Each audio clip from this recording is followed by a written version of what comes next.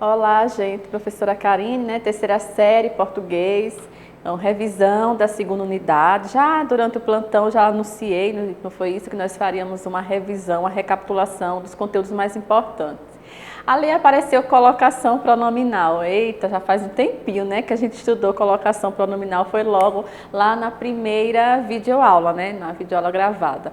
E pontuação, que já foram as últimas videoaulas. Quando a gente fala aí, rapidinho, né, antes de trabalhar os slides com vocês, quando a gente coloca colocação pronominal, observe que a referência aqui na verdade é a norma culta, né? É a norma padrão, é a exigência como deve ser escrito. Porque no nosso dia a dia, na fala, não é isso? Normalmente a gente acaba, né, colocando esse pronome aí onde convém, na verdade. Mas no nosso, quando a gente coloca, né, por exemplo, em textos formais, né, comentários críticos, né, resenhas, né, em gêneros, na verdade, que precisa da língua formal, a gente tem que tomar cuidado. Quando coloca colocação, essa posição, já eu vou abrir os slides para vocês perceberem, né, colocação do pronome, só relembrando, vocês sabem que existem as três posições, né, próclise, ênclise, e normalmente eu sempre deixo a mesóclise, até por ser pouco, né, ou quase, né, quase basicamente pouquíssimo utilizado no nosso dia a dia, que é a mesóclise. Se encontra, professora? Olha, claro que encontra ainda a mesóclise. Eu recentemente estava estudando uns artigos, não é? Na parte de legislação tinha lá um termo com a mesóclise, farsear.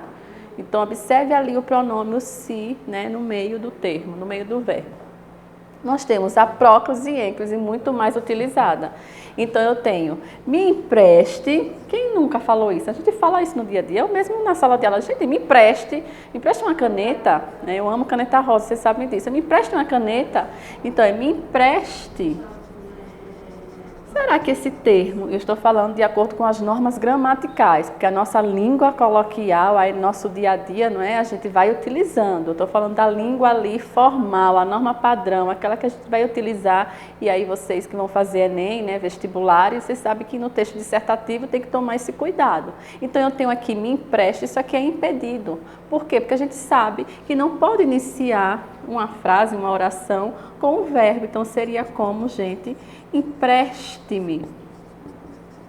Então essa é a regra básica, né? E nós temos aqui, se eu uso o pronome após o verbo, eu estou me referindo a um caso de ênclise.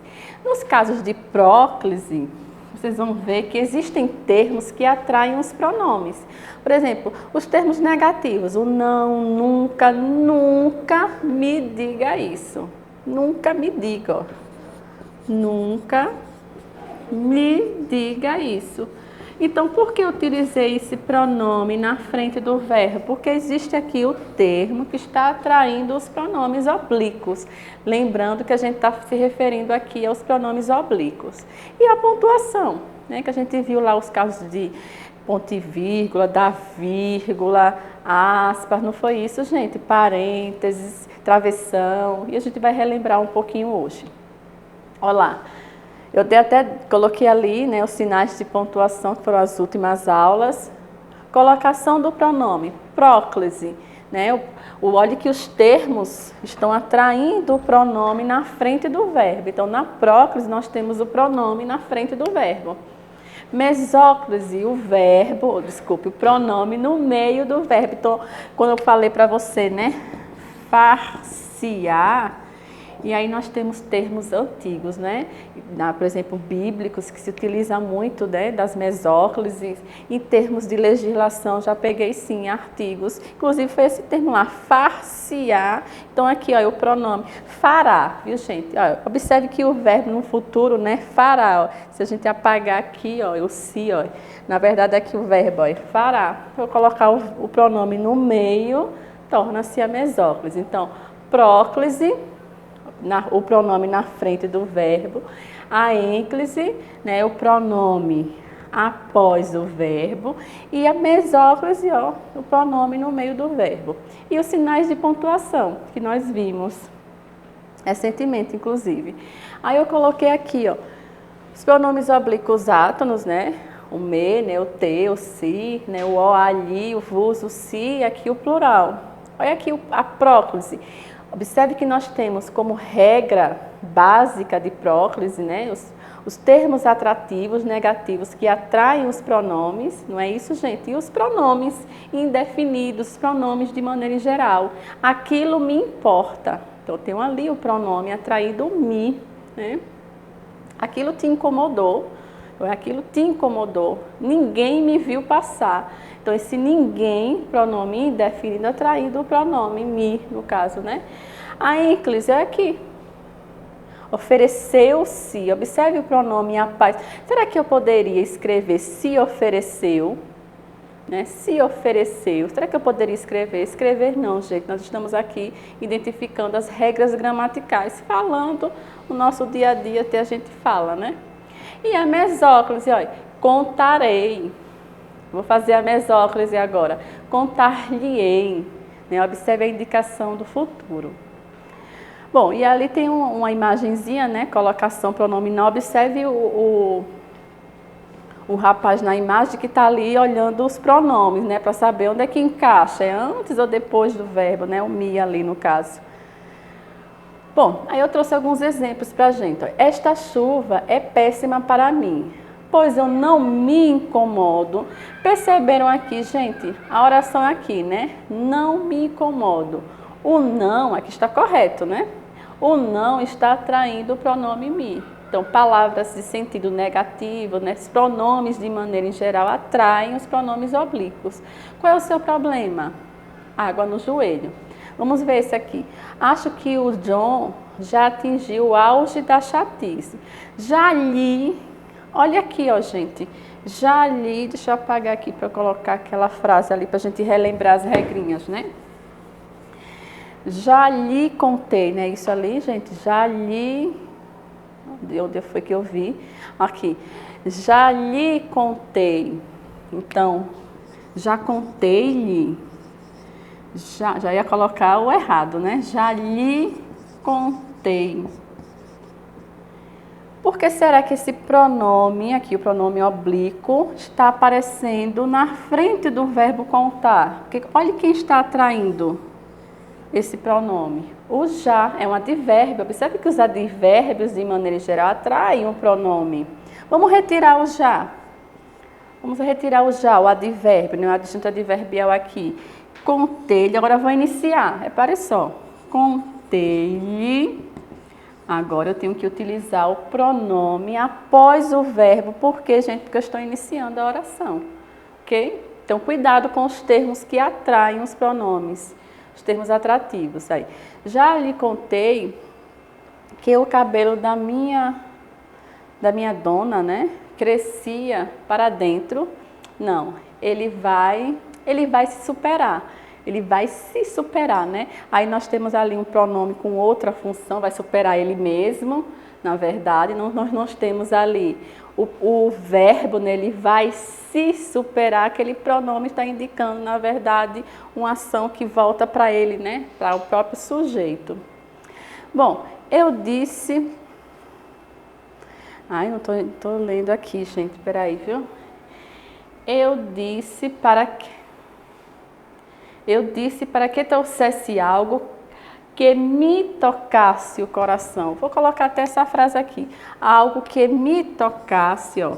Que me tocasse o coração. Então, o que é que eu quero que vocês observem? Aqui ocorreu um caso de próclise, ênclise ou mesóclise. Não, mesóclise a gente verifica que não, né? Não tem ali nenhum pronome no meio do verbo.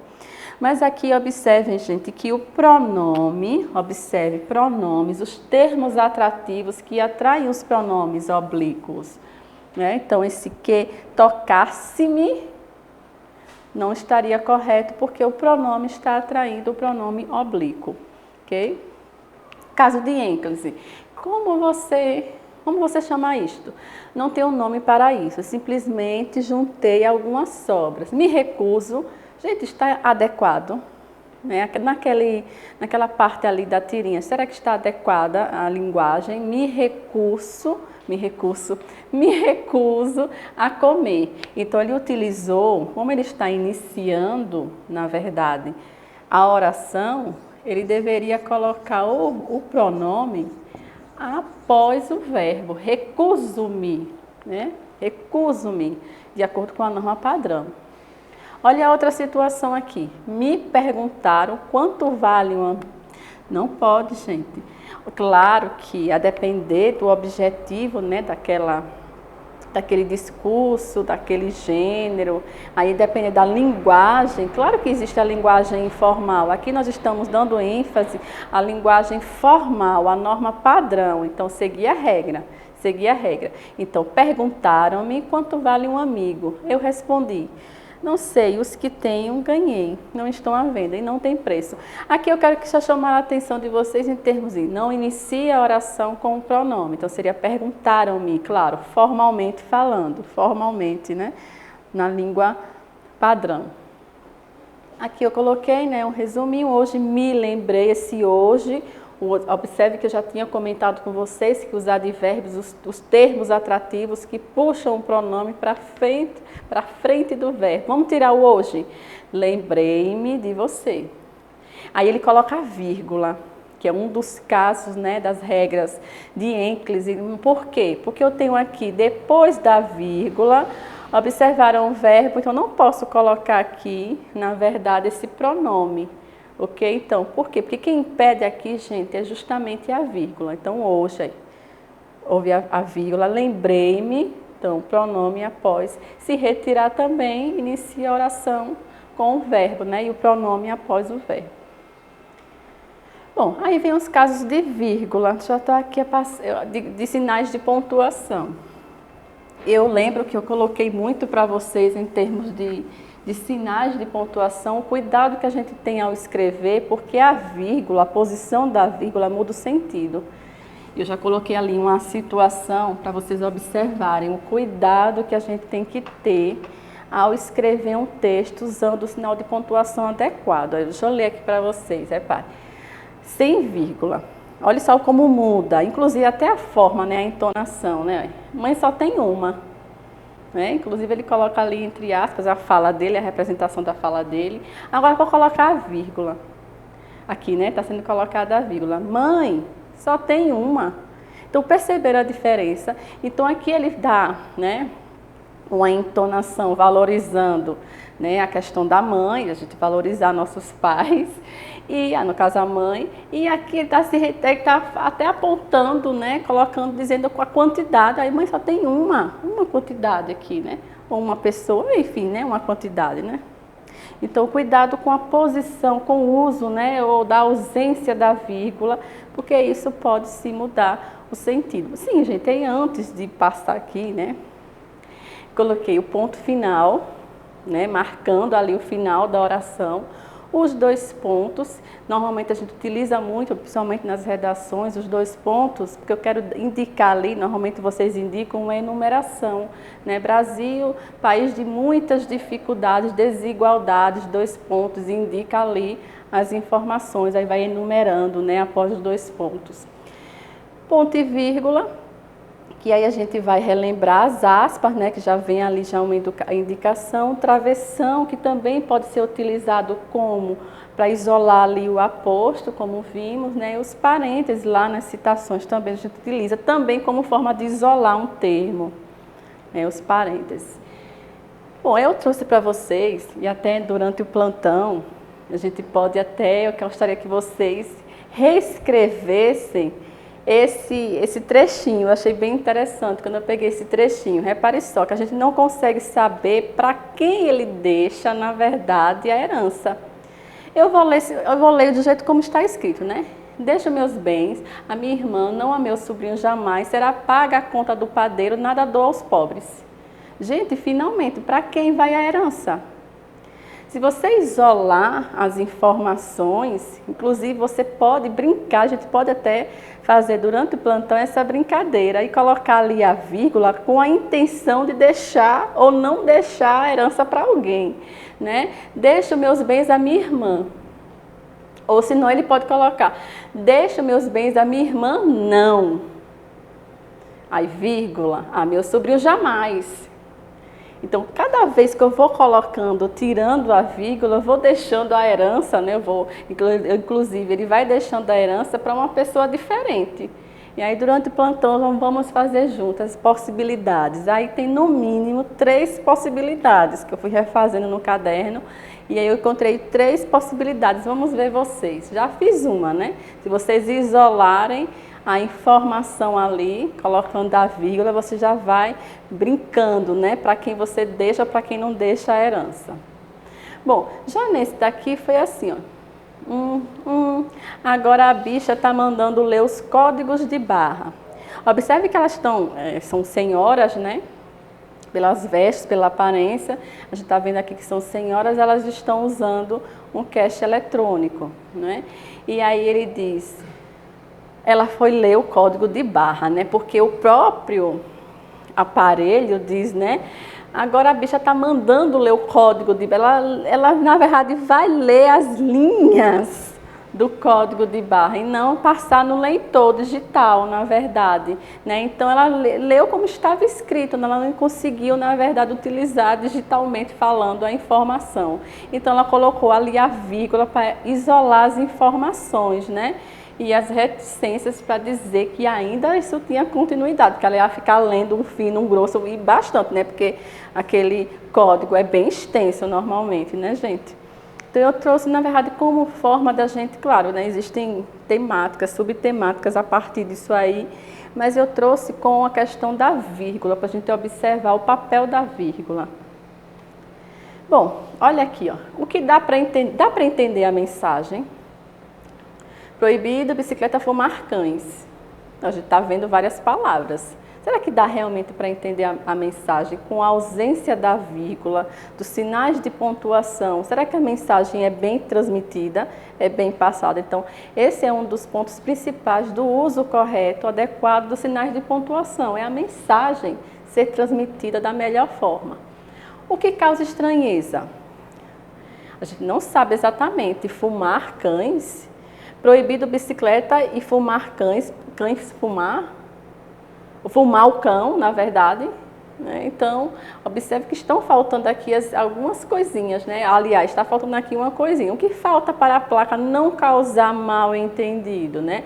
Proibido, 2 pontos, bicicleta, vírgula. O que é também proibido? Fumar, vírgula. E o que é também proibido? Cães, ponto. Então, observe a importância, gente, dos sinais de pontuação adequados, né? Adequado.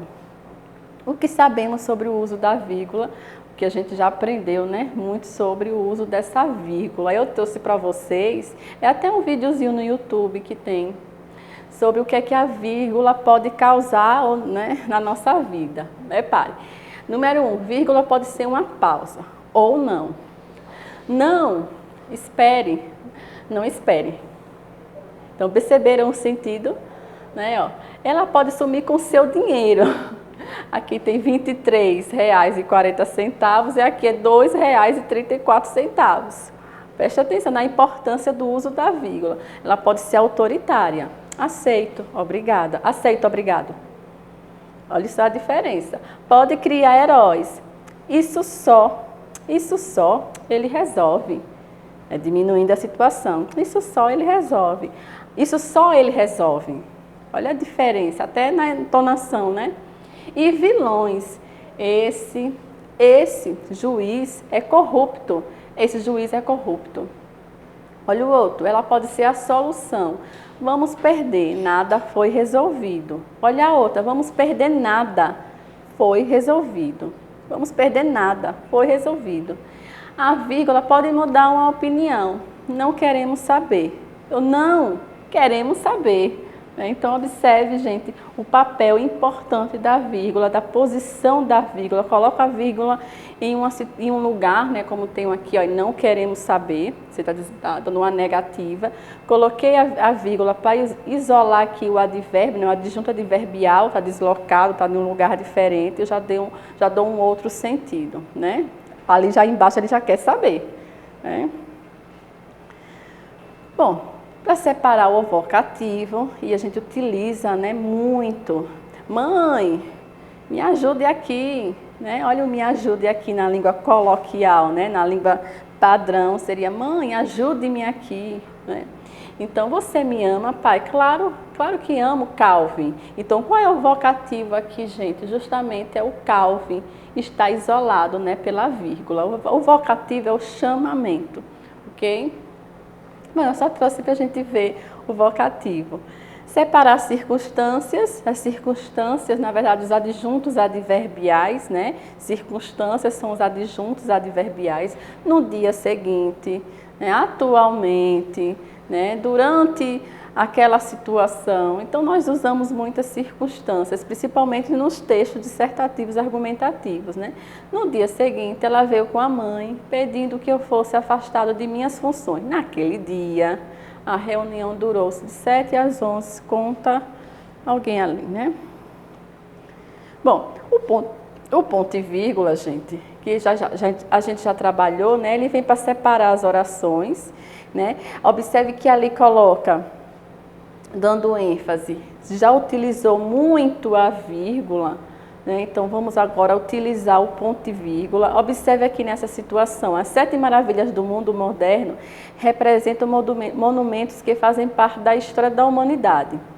Aí quais são os monumentos? Olha a importância dos 2 pontos, ele vai enumerar, ele é enumerativo, né?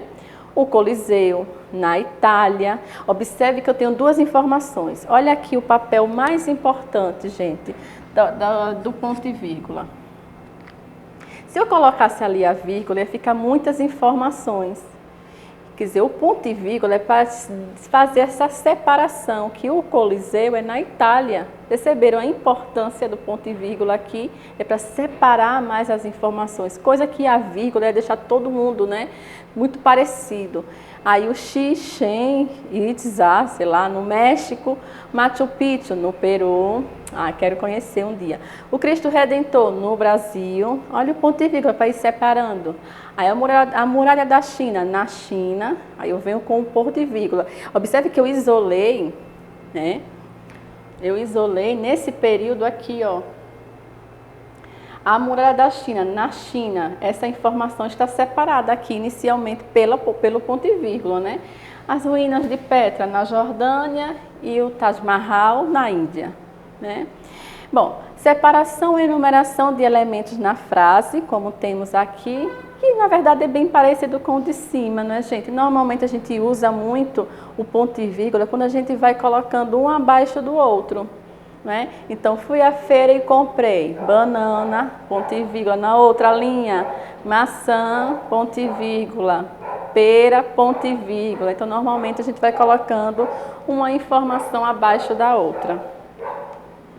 Bom, as aspas, que é aquele destaque maior naquela informação, é uma ênfase aqui, ó.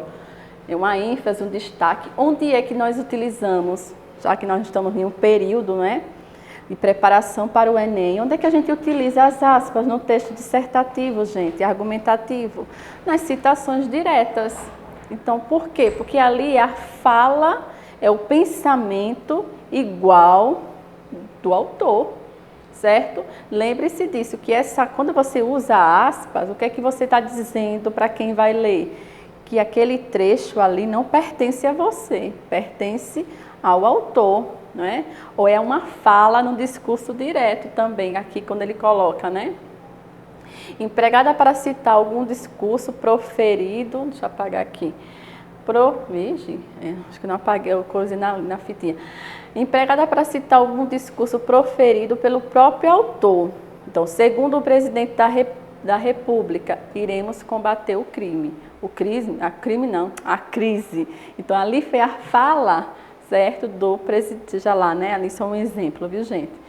está se referindo especificadamente, não. Bom, observe que eu dei uma ênfase nos sinais de pontuação, né? Principalmente na vírgula, não foi, gente? E agora é a vez de vocês fazerem a atividade avaliativa, tá certo? Que vai ser enviada para vocês. Até a próxima.